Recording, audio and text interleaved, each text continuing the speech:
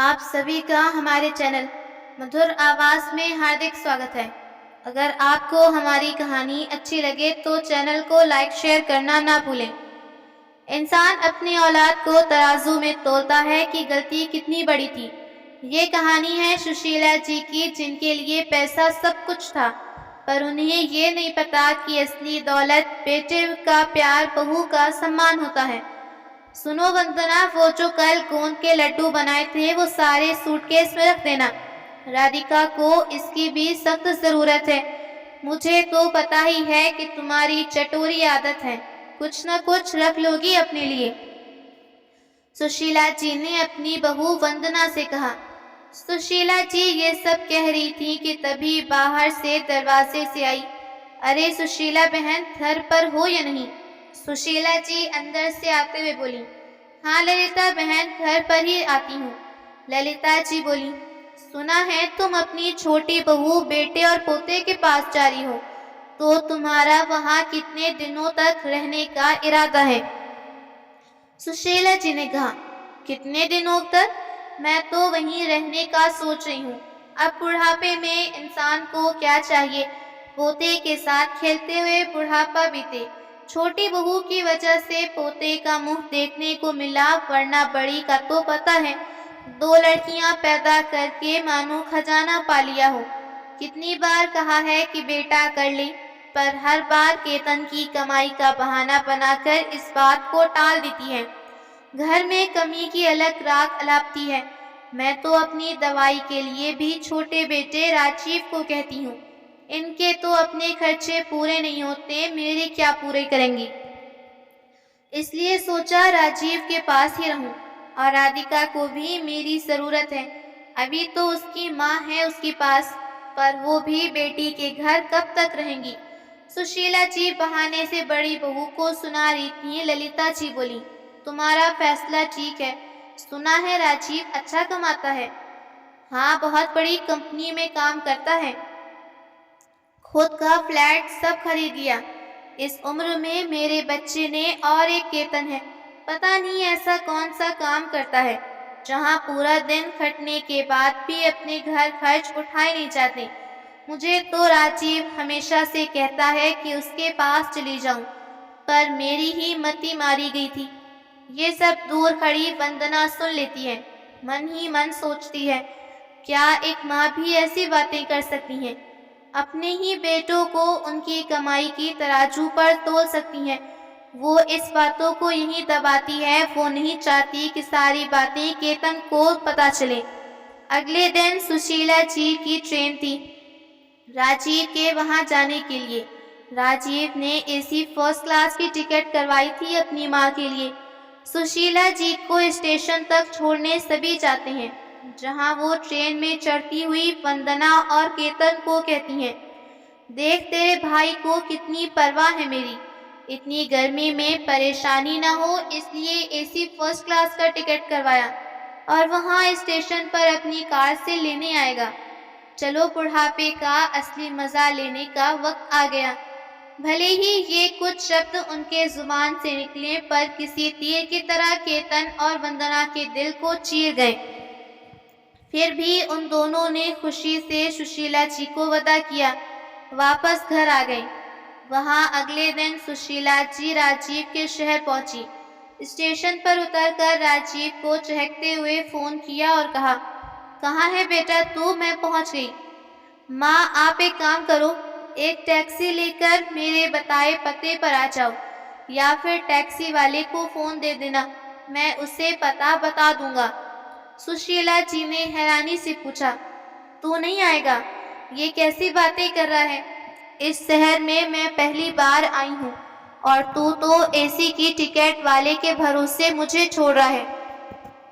तुझे पता था ना मैं आने वाली हूँ, फिर तू क्यों नहीं आएगा?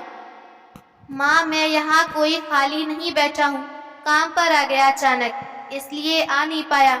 अब आप मेरा टाइम बर्बाद ना करके घर जाओ। ये कहकर राजीव ने फोन रख दिया। इधर सुशीला जी बेचारी पसीने से तरबतर, कभी प्लेटफॉर्म से बाहर निकलने का रास्ता पूछती तो कभी अपने सामान को लेकर थक कर बैठ जाती। खैर किसी तरह प्लेटफॉर्म से निकलकर टैक्सी स्टैंड तक पूछते पूछते पहुंची। फिर राजीव को कॉल कर ड्राइवर को थमाया। राजीव ने ड्राइवर को घर का पता बताया। राजीव के फोन रखते ही ड्राइवर ने बोला, आंटी पता काफी दूर है, 600 रुपये लगेंगे। तो सुशीला जी ने राजीव की बात ड्राइवर से कराई। ड्राइवर से बात करके राजीव ने तुरंत फोन रख दिया। उसने इतना भी जरूरी नहीं समझा कि एक बार माँ से उनकी हालत पूछे। घर से निकलते वक्त केतन ने सुशीला जी को कुछ पैसे दिए थे और कहा था कि रास्ते में जरूरत पड़ सकती है। तब सुशीला जी ने कहा, थोड़े पैसे हैं मेरे पास, बाकी राजीव देख लेगा। पर फिर भी केतन के जिद में पैसे रख लिए और आज वही पैसे काम आ गए। सुशीला जी जैसे तैसे राजीव के घर पहुंची। सोसाइटी के दरबार से राजीव का घर पूछा चला कि 8वीं मंजिल पर है और लिफ्ट के जरिए जाना पड़ेगा। उसने फिर राजीव को फोन किया, बेटा मैं तेरे फ्लैट के नीचे खड़ी हूँ, पर दरबान कहता है कि लिफ्ट से जाना पड़ेगा। बेटा बहू को कहना कि नीचे आ जाए, मुझे कहाँ चलाना आता है ये लिफ्ट। राजीव फिर से झल्लाते हुए बोला, ओफो माँ आप भी कितना परेशान करती हो, दरबान को फोन दो जरा। सुशीला जी घबराते हुए फोन देती हैं। राजीव दरबान को सुशीला जी को उसके फ्लैट तक छोड़कर आने को कहता है और फिर सुशीला जी आखिरकार इतनी परेशानियों का सामना करते राजीव के घर पहुंच जाती हैं। उन्हें देखते ही राधिका उनके पैर छूकर अंदर बिठाती है। फिर अंदर से राधिका की माँ भी आकर बैठ जाती हैं। सुशीला जी को पानी देने के बाद राधिका सुशीला जी से पूछती है, मम्मी यहाँ तक आने में कोई परेशानी तो नहीं हुई?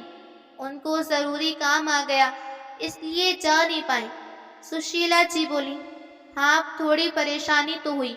वो क्या है ना कि नया शहर है, वैसे मेरा पोता कहाँ है? अरे इसके लिए तो कई परेशानियां हंस कर सह सकती हूँ। राधिका लेकर आओ ना उसे। राधिका ने कहा, मम्मी जी आप पहले नहा लीजिए, आरन सो रहा है, जब तक उठेगा आप तब उसे आपके साथ ही रहना है, देख लीजिएगा जी भरकर। तब अगले दिन राधिका की माँ चली जाती हैं तो सुशीला जी देखती हैं राजीव ही उन्हें स्टेशन छोड़ने गया। उनके सारे सामान को खुद ही कार में रखा। ये देखकर सुशीला जी को अच्छा नहीं लगा, पर उन्हें पता था कि आगे क्या होने वाला था। राधिका और राजीव आर्यन को सुशीला जी के भरोसे फिर छोड़ने गए। पहले कुछ दिन तो राधिका उनके लिए खाना भी बनाती थी। धीरे धीरे ये काम भी सुशीला जी के नाम हो गया। ना राजीव के पास ना राधिका के पास समय था सुशीला जी के साथ समय बिताने का। सुशीला जी को हर सुबह ब्लड प्रेशर और शुगर की दवाइयाँ लेनी होती, लेकिन कई बार जब दवा खत्म हो जाती तो राजीव और राधिका कहते, मम्मी जी आपको तो इतना छोटा सा काम है, खुद ही जाकर ले आइए मेडिकल से। हम लोग तो ऑफिस और काम में इतने बिजी रहते हैं, हमारे पास आपकी दवाइयाँ लाने का समय नहीं और हम भी बहुत थक जाते हैं। बेचारी सुशीला जी लिफ्ट से उतरकर नए शहर की गलियों में अकेले ही ऑटो करके जाती और दवा लाकर चुपचाप खा लेती। सुशीला जी पोते को संभालने के साथ साथ घर के सारे काम करती, लेकिन तब भी बेटे बहू की नज़र में उनकी कोई हैसियत नहीं उन्होंने। वे दोनों कभी किसी के सामने उनकी बेइज्जती कर दिया करते। एक दिन राजीव के ऑफिस के 2 दोस्त घर आए। राधिका ने सुशीला जी से कहा, मम्मी जी जरा चाय नाश्ता बनाइए जल्दी। सुशीला जी ने जैसे तैसे सब बना दिया, लेकिन पास्ता में नमक थोड़ा कम रह गया तो राजीव ने दोस्तों के सामने ही हंसते हुए कहा, अरे माँ तो अब बूढ़ी हो गई हैं, कुछ भी उल्टा सीधा बना देती हैं। ये सुनना उनका दिल चीर हो गया, पर वो खामोश थी। कभी अगर आर्यन को संभालने के चक्कर में कोई काम नहीं कर पाती तो उन्हें ताने दिए जाते। अगर खाना बनाने में या आर्यन को संभालने में कोई चूक होती तो उस पर भी ताने मिलते। एक दिन आर्यन तेज बुखार में था। राधिका और राजीव फिर भी पार्टी में चले गए और बोले, मम्मी जी आप संभाल लीजिए, हमें एक इम्पोर्टेंट पार्टी में जाना है। सुशीला जी पूरी रात आर्यन के माथे पर पट्टियां रखती रहीं, पर बेटे बहू ने सुबह तक ये भी नहीं पूछा कि रात कैसी बीती। एक दिन की बात है, राजीव ने कहा, माँ हम शादी में जा रहे हैं तो आप अपना खाना बना लेना और आर्यन का ध्यान रखना। सुशीला जी परेशान होकर बोली, जब से मैं आई हूँ बस इसी चार दीवारी में हूँ, हमें भी ले चलो शादी में, मैं आर्यन को संभाल लूंगी, इससे हमारा मन बहल जाएगा। राधिका गुस्से से राजीव से बोली, देखा मैं कहती थी ना कि ये यहाँ ऐश करने आई हैं। भैया के पास तो ना ढंग का खाना खाने को मिलता होगा, ना ही ढंग का पहनावा मिलता होगा, इसलिए सोचा यहाँ सब मिलेगा। अब इनको बाहर का खाना है। वो तो सीधे सीधे नहीं कह पा रही तो बाहर टहलने का बहाना बना रही है। मम्मी जी आज आपको एक बात साफ साफ बता दूं कि आपको यहाँ आर्यन के लिए बुलाया है, क्योंकि मेरी मम्मी को जाना था। तो आप यहाँ अपना काम कीजिए और चुप रहिए। राजीव बेशर्मी से बोला, और माँ आपके खर्च कम नहीं होते तो ये सब फ्री में थोड़ी ना होता है। सोच लीजिए कि आपका उन्हीं खर्चों का हिसाब है आर्यन की देखभाल करना। राजीव और राधिका की बातों से सुशीला जी की आंखों के आगे अंधेरा छा गया। वो अपने किए हुए हर शब्दों को प्रहार जो उन्होंने केतन और बड़ी बहू पर दिए याद करके पछताने लगी। शायद ये उसी का फल था, अपने हीरे जैसे बेटे को छोड़कर सबसे बड़ी गलती की। केतन भले ही कम कमाता पर अपनी माँ को प्यार और सम्मान देने में कोई कमी नहीं करता, पर फिर भी मैंने पैसों की तराजू में उसे तोला। उनकी आंखें भर आईं, मन ही मन बोली, हे भगवान, वंदना तो सच में बहुत सम्मान करती है, मैंने ही उसे कभी नहीं समझा। उन्होंने ठान लिया कि अब बुढ़ापा वहीं गुजारेंगी जहां दिल से इज्जत और अपनापन मिले, क्योंकि पैसा बहुत कुछ खरीद सकता है, माँ बेटे के रिश्तों की गर्माहट कभी नहीं। उन्होंने फिर केतन को फोन किया, बेटा अपनी माँ को माफ कर दे और एक जनरल डब्बे का ही टिकट करा दे मेरे लिए, मैं अब यहाँ नहीं रह सकती।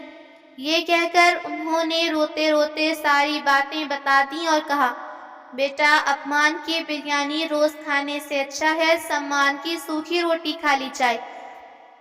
अगले दिन अपना बैग लिए जब सुशीला जी निकली तब राजीव और राधिका उनसे पूछने लगे, कहाँ जा रही हो आप?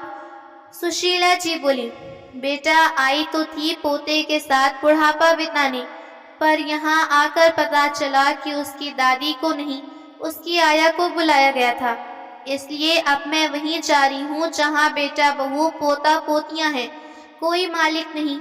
राजीव बेशर्मी से बोला, हाँ हाँ जाओ, वैसे भी मुझे पता था कि जब यहाँ आपके मन के मुताबिक आपका काम नहीं होगा तो आप यहाँ रहोगी भी नहीं।